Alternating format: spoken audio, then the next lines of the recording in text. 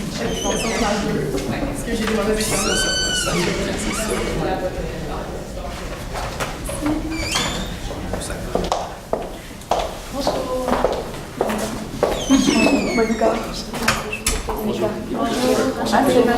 Bonjour, professeur, enchanté. Bonjour, professeur, enchanté. Bonjour, professeur, enchanté.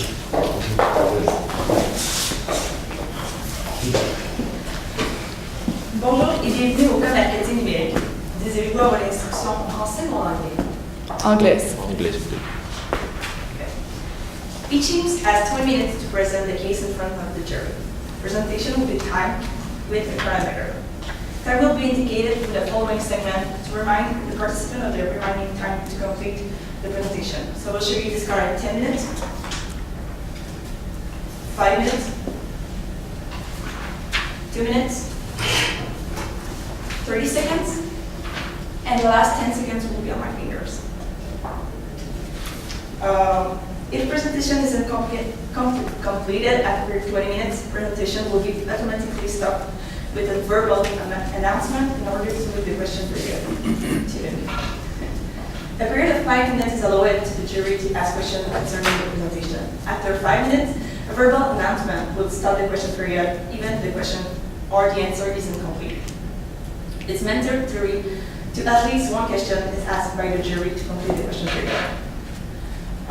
Note that if a participant reveals the name of the source of the university, it will lead to penalties. In order to start the presentation, please turn off any electrical device that could be a nuisance during the presentation. Now, I will let the jury present themselves. Good morning. My name is Olivier Desilets. I'm from the University of Sherbrooke Foundation. My name is Judith Lavallée. I'm working communication at the Fondation. Abdel Mekibrada, professor of marketing, University of Sherbrooke.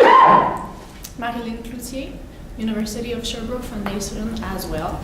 And that's it. Marc Laurent, Director of Digital Media for Ratings Canada.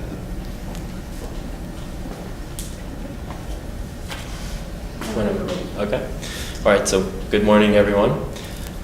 You know, as a graduating student, I made most of my friends at university. I was very involved with extracurriculars, and it's really a bittersweet moment now that I have to leave behind the 4 years that I had. But, you know, I'd love to get involved with university even after I graduate, and I'm really seeking out those opportunities. And so when we were presented with the opportunity to give a recommendation to La Fondation, this really excited us because we're all in the same boat. Good morning, my name is Chris, and alongside my colleagues Monica and Anne-Sophie, we hope that our recommendation pour La Fondation will help achieve exactly that. So, before moving on to our presentation, just to walk you through what we will be presenting today, we're going to give you a good analysis of what we believe is the current playing field pour La Fondation. Then we're going to walk you through a couple of non-negotiables that we had when looking at the recommendation we wanted to give forward. Next, we will present you with the opportunity statement, what's in it pour La Fondation, what we really want to accomplish. Next, we're going to walk you through our three-pronged recommendation. Finally, we're going to walk you through our financials and our key takeaways, what we really want you to take away from this presentation at the end of the day. Thank you, Chris. So looking at the Fondation's current situation right now, so there really is a need to build a culture of giving back that is very dominant right now in more English institutions, but that you really want to harness here at Université de Sherbrooke. And this needs to be done from the start, so not only after students have graduated, but also during their university experience, they already need to get a sense of this culture. And this is something we're going to focus on for our strategy. Secondly, there's a need to increase the donations, especially amongst the 25 to 35-year-old segment. And how do we plan on doing so? Is by keeping them engaged and really fostering the culture of belonging with Université de Sherbrooke. There's also a need for awareness of the foundation initiatives through several of the testimonials that were provided to us. We were aware that even though a lot of people know about La Fondation de l'Université de Sherbrooke, they don't necessarily know exactly which concrete initiatives it has founded. So this is something that we really want to try to increase the visibility, not only online, but also with the offline touch points of the foundation's initiatives. There's also, through the information provided, we were made aware that you currently have a low email open rate, and we plan on changing this through sending more personalized, relevant content to your graduates. And looking at your website, it currently has a very user-friendly experience with relevant content. Your landing pages and your average duration sessions are pretty high right now, but we just need to try to get more graduates to actually go on the website. And finally, there's a low average donation, annual average donation per graduate, and we're going to try to increase that throughout our strategy as well. So looking at our target audience, we have two that we really decide to focus on here. First of all, there's Julie. She graduated 5 years ago from the Faculty of Management. She's currently working in Lévis and has somewhat lost touch with all the extracurricular activities and involvements that she really cared about when she was here at UDS. And she really greatly enjoyed her time overall here. And we also have Olivier. He's currently a last year student in engineering, and he is aware that there is a foundation, but as we mentioned previously, current students are not necessarily aware of all the time of all the exact initiatives that the foundation is taking and funding. So this moves us to our non-negotiables that we considered when building our three-pronged strategy. First of all, the feasibility. We were given a budget of $100K per year, and we're going to definitely take that into consideration throughout the course of our strategy. Secondly, we really wanted to focus on maintaining graduates' sense of belonging to the university and also increase the foundation's visibility, as well as increase the average annual donation. I'll now move it on to Anne-Sophie. Thank you. So now that we were able to really identify those non-negotiables and focus really on our target audience, we were able to develop an opportunity statement for you today. So by nurturing graduate engagement and sense of belonging within the Université de Sherbrooke and within current students and past students, so students that have already graduated, our acquisition, retention, and creation strategies will increase the average donation per person to $50 within that identified age range per year and have an ROI of 75%, resulting in an increase in donations by $200,000 over the course of the next 5 years. So we did take a pretty long-term approach to our strategy, creating overall a sustainable link within our donors, So that was really our focus when developing the strategy, was creating a sustainable link, hence the long-term approach to our strategy.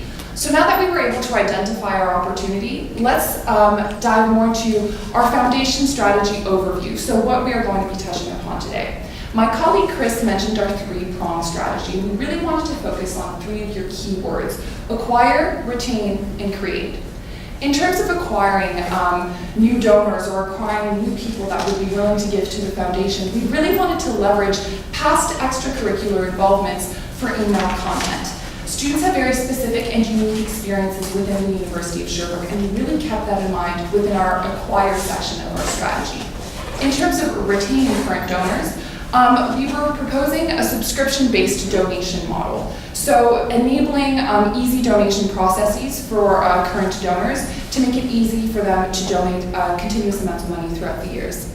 Lastly, in terms of our create strategy, we really wanted to nurture the foundation's experience, explicitly demonstrating the foundation's initiatives offline and maintaining graduate sense of belonging within the UDS. Yep, thank you, Anne-Sophie. So moving on to the acquisition part, I'll dive into it more. So currently, right now, so as we mentioned previously, Christopher mentioned it at the beginning, students like to get involved in the university, and they're usually going to be more prone to donate or give money to causes that are related to those in which they were previously involved. So we really wanted to leverage that for this section. So our idea here is that during the online graduation sign-up process, so we currently have at our university a sign-up process you have to go through for graduation. We thought about implementing a question asking the graduates about the extracurricular activities or clubs they were involved during their university experience. You as a foundation would then gather this information, and you would then send targeted emails in the future to these graduates based on initiatives or clubs or associations that need the money in which they were previously invested in. So it would be targeted solicitation, as I said, to graduates who are involved in initiatives that need fundraising or related ones. And in order to really cap their attention from the start and really increase the open email rate, we plan on having the name of the initiative or club in the title of the email to really improve that open rate, as well as include the link to the website in which they can leave the donation within the email. So the KPIs we will look at, the key performance indicators we'll look at to determine the success of this strategy is the open rate of the email. Currently it's of 30%, and we know that your other segments have an open rate that is higher, or 48%. We want to achieve that same open rate for this target segment. Secondly, we also want the donation conversion rate to be of 10%. Now, what are the benefits for the graduates of having these personalized targeted emails? So first of all, the content will be more relevant and personalized to their needs and their past experience at UDS, therefore increasing the likelihood of them donating. Secondly, we also thought of the idea of having little points that mention updates or improvements or other involvements of the initiatives they care about included in these emails to really keep them up to date. And it would maintain their sense of belonging to the university. The benefits for the foundation here is that it would increase your open rate emails. It would increase the donation amounts, as we strongly believe that students and graduates are most likely to donate to causes that they care about and were previously involved in. And it would also help you acquire new donors. So looking at the quantitative impact of this strategy, so in the information provided, we saw that you guys currently have 50,000 graduates that you communicate with, and that 36% of them are between the target age range we want to go after here, which leads you to about 2,000 graduates per graduating year. So over a time range of 5 years, all our strategy here is going to be over 5 years as we're thinking the long-term sustainability of the foundation. This leads us to potential 10,000 graduates. If we take the objective of the email open rate of 48% and the conversion rate of 10%, this leaves us 480 graduates who will convert and leave a donation. With $50 donation, which we will develop more upon later on, over a time range of 5 years, this leaves you an additional $120,000 in donations. I'll now pass it on to Christopher. Thank you. So, let's take a step back and look at our two target audiences, Julie and Olivier. Julie has been out of university for 5 years, and Olivier is about to leave. Now, we talked about acquiring individuals like Olivier, but how do we retain them, right? Between the ages of 25 to 30, individuals don't have that much disposable income, or they're saving up their capital for long-term investments. That's really the period that we're targeting with this strategy, is to retain them, to create and foster that belonging to the Université de Sherbrooke, because 10 years down the road or 15 years down the road, when you knock on their door and you ask them to donate, but haven't fostered that long-term network with them, then the chances of getting a donation out of them are actually quite low. So that's really what we're trying to pinpoint with this strategy. And what we recommend to do for that is to put in a subscription model. Now, why a subscription model? Well, we pinpointed a couple of prices that we think that per annum is quite achievable for an individual between the ages of 25 and 30, right? So it's totally up to the donor. They can choose a price between 20, 50, 100, or even more if they see fit. Right? It's always, we want to always give them that option of donating more, but always showing that we don't expect, the maximum amount in the first couple of years, but later down the road, you know what you want to do when they become successful professionals in their career. So, by doing a subscription model, one of the advantages is cash flow. So you're also sustaining your long-term cash flow over the next couple of years. And as well as that, you're enticing individuals to give a little more than they currently do on average. So with these prices, if you notice, from the information that was provided to us, we noticed that individuals between the target audience that we're going for have an average of $42 per donation that they make. We plan on increasing that to $50 with the options that we have here. Chances are they will go for the $50 option. We don't think that it's very likely that they will go for the $20 option. And next, older individuals on average give around $81, but if we make it easier for them to give a higher amount, so the $100 amount, then we think that we can increase that on average number that you currently have. So, what does this mean in terms of quantitatives? What is the quantitative impact here? Well, assuming you have 50,000 graduates, 36% of them are between the ages of 25 and 35 years old, and holding your current participation rate. So we're assuming a constant participation rate here of 9%. We have identified 1,620 donors. If we consider a 50% participation rate in the subscription model, that will give you 810 potential donors. And then if we increase the donation by $7 on average for both averages that we indicated, so the $42 and the $81, then that gives a conservative amount of $30,000 at the end of the 5 years. We would really like to stress that this is a very conservative amount that we have posted here, just to give you a bottom line estimate. All right, so now that we've gone through those two main parts of the strategy, let's dive into the last one, which is about creating the foundation experience. As I mentioned earlier, every student's experience within a university is different.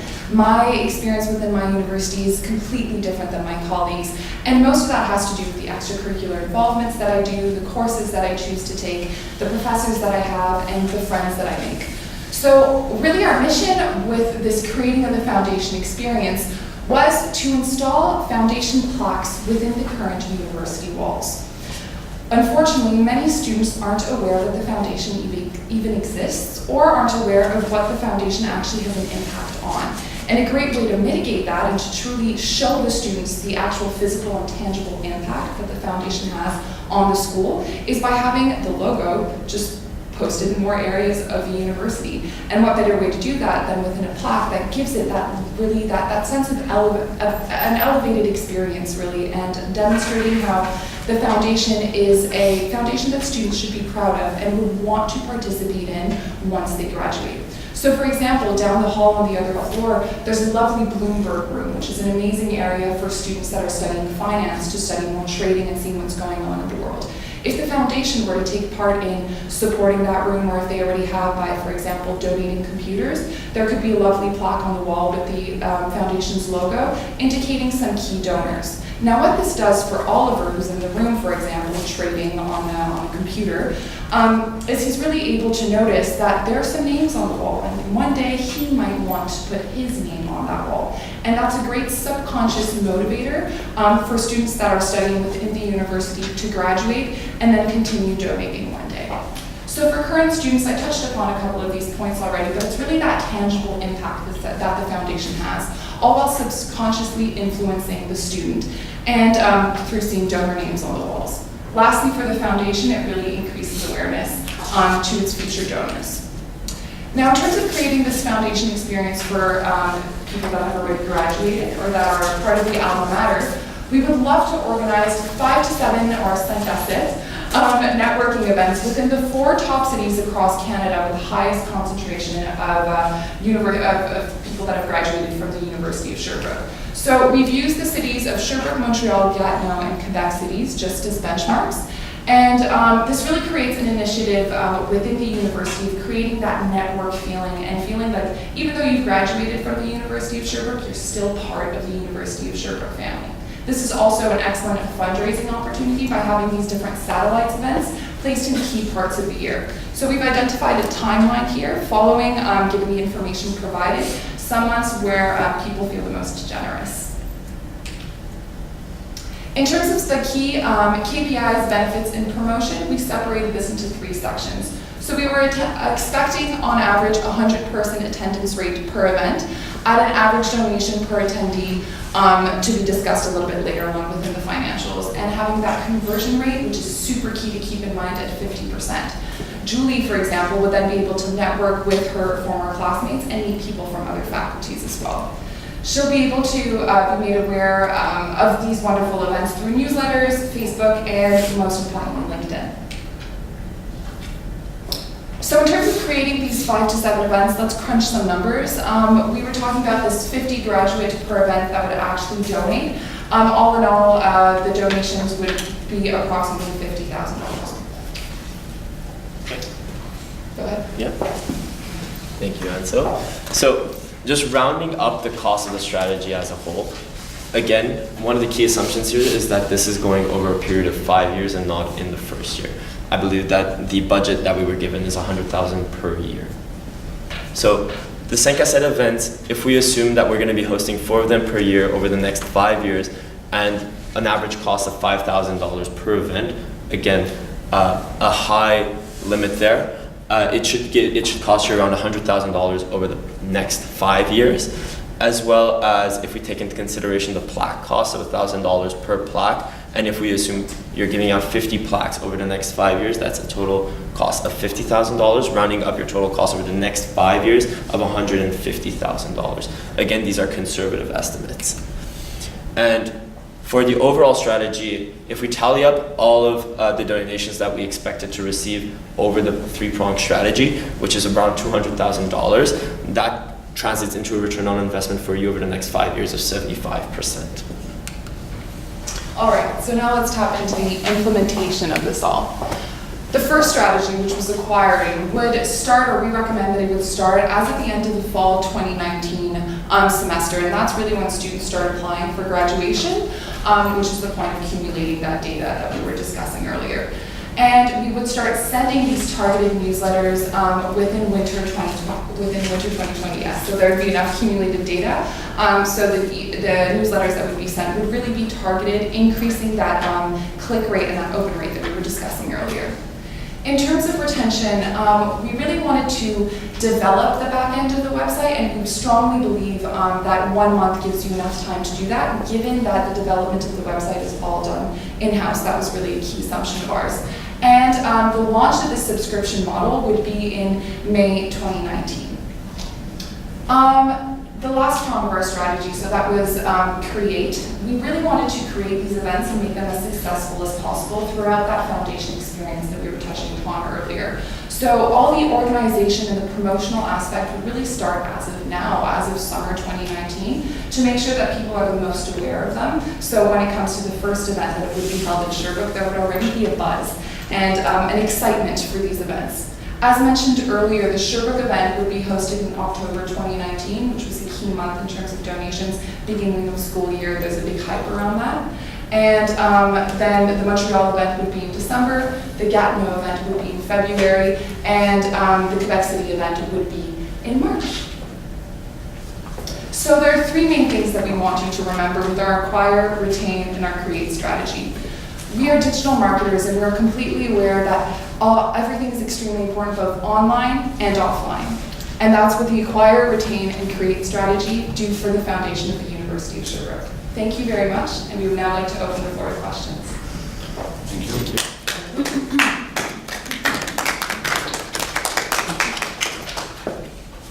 We can answer in French or English your questions.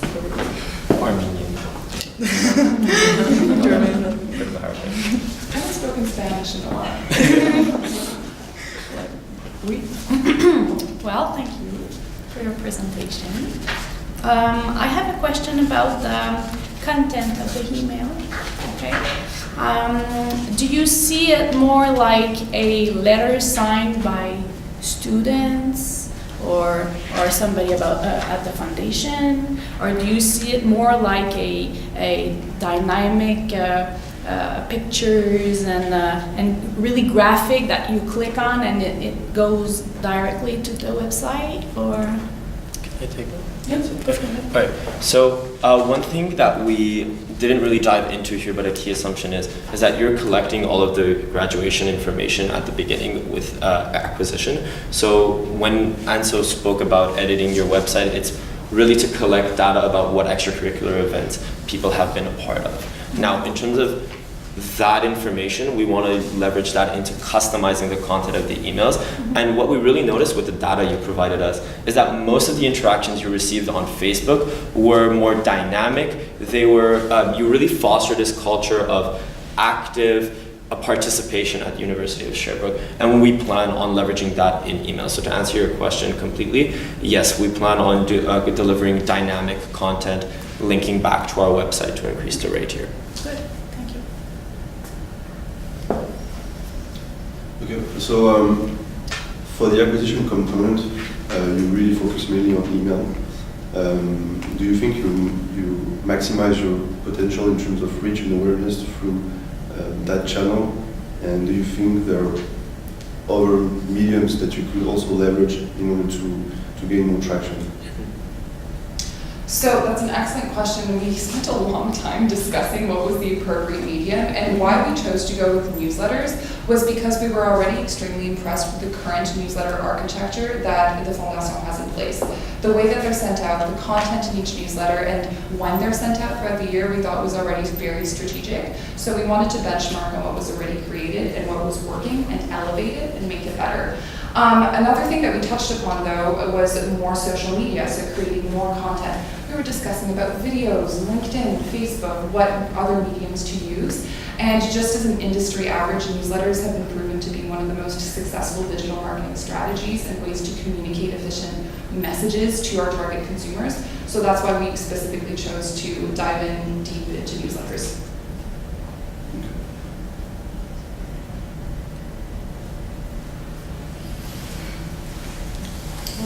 Question? Hit us with a good one. So, question? Sure. Go ahead. Maybe last one. How you plan to acquire new donator by Instagram, by LinkedIn specifically? Yes, that's a great question. We did discuss it. We feel that LinkedIn could definitely be an opportunity that could be more leveraged in the future as well. So, for example, we know that some student clubs or associations have their own LinkedIn page. So by promoting the different clubs and associations, new initiatives for which they need funding, this could make the graduates aware of what their past involvement in clubs needs money. Instagram, we felt like it is a good idea, but it's maybe less appropriate for the nature of the message that is communicated here, especially considering a lot of people use Instagram for more personal entertainment uses. So that's why we feel like email and potentially maybe even LinkedIn could be more appropriate than Instagram. Yeah.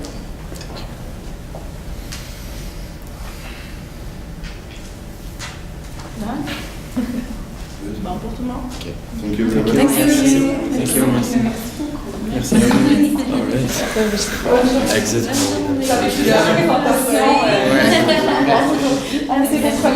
Oui. Bonne journée, merci. Bonne journée.